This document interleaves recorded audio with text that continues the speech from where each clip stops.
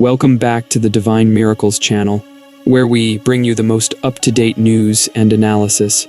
The situation of the Kaaba is extremely critical. The city was completely submerged, leading to extensive devastation and destruction.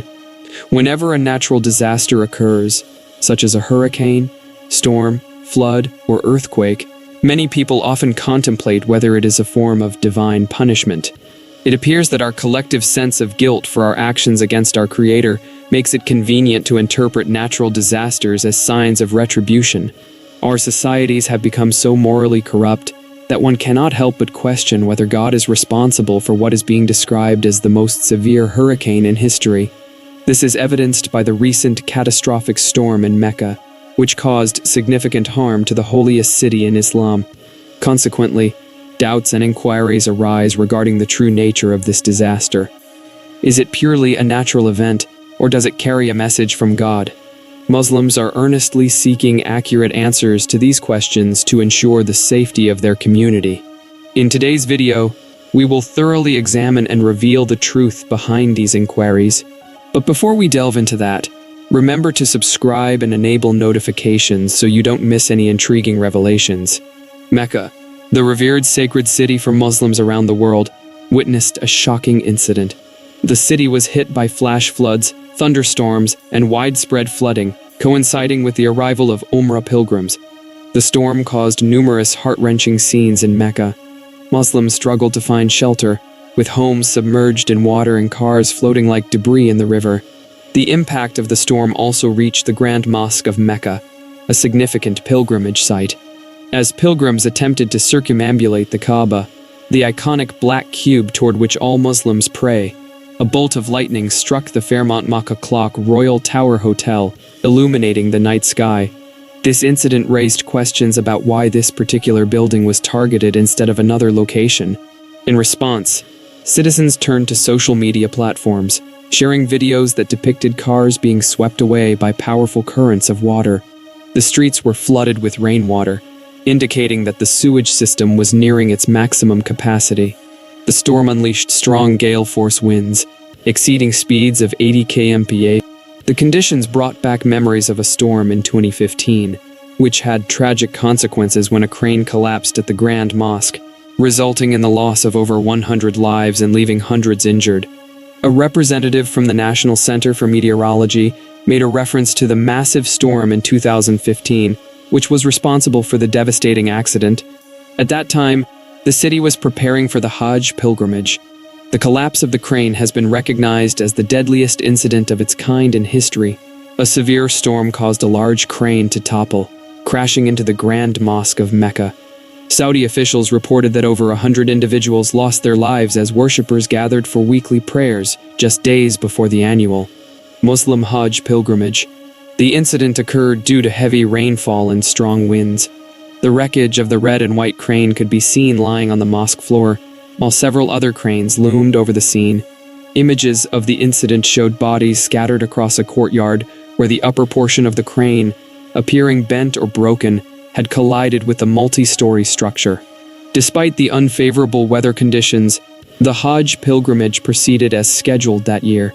This pilgrimage attracts Muslims from all around the world to the sacred city of Mecca in Saudi Arabia, where they follow in the footsteps of the Prophet Muhammad and reenact the journeys of Ibrahim and Ismail. According to the Quran, Ibrahim was tested when he was asked to sacrifice his son Ismail, but God intervened at the last moment. It is believed that Ibrahim and Ismail constructed the Kaaba together. While Muslims do not worship the Kaaba itself, they consider it their most sacred site and a powerful symbol of unity. Regardless of their geographical location, Muslims have a religious obligation to face the Kaaba during their daily prayers. Despite times of warfare, plagues, and other uncertainties, the Hajj pilgrimage has been observed annually. However, in that same year, another tragic incident unfolded. Shortly after 9 a.m. during the Hajj pilgrimage, a horrifying accident occurred near the sacred city of Mecca in Saudi Arabia, making it the deadliest disaster in the extensive history of Hajj. The exact number of casualties remains a subject of debate, but it is estimated that over 2,400 pedestrians were trampled and crushed to death in just 10 minutes. This incident is commonly referred to as a stampede, conjuring images of frenzied crowds and devout worshippers. However, the reality was quite different. While there was indeed a large crowd, the pious individuals within it were unable to escape or move swiftly. The ensuing panic was a result, not the cause, of the devastating loss of life. These successive disasters, both of unprecedented peril, have caused deep concern among Muslims. The fact that they occurred in the same sacred location, which holds immense significance in Islam, further intensifies apprehensions. Providing a definitive answer as to whether these events are manifestations of God's will is challenging. However, these occurrences have led some to believe that God may be attempting to convey a specific message or issue a warning to Muslims. Returning to the recent storm, every sign and detail of it bears striking similarities to the storm of 2015. Therefore, legitimate concerns arise about an unpredictable future in the near term. If this is indeed a divine message, it would undoubtedly serve as a cautionary signal against wrongdoing. The damage inflicted upon the holy city of Mecca is extensive, and restoring it to its former state will require a significant amount of time and effort. Additionally, there are concerns about the safety of the Kaaba, the holiest site in Islam. It is possible that it may be vulnerable to further catastrophic events sent by God.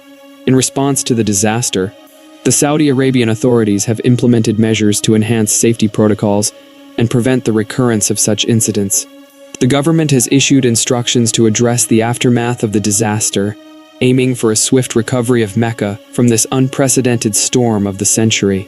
Additionally, Mecca is fortunate to receive support from numerous countries worldwide, as well as the prayers of Muslims. As mentioned in the Bible, the one true God is the supreme, self-existent creator of the universe.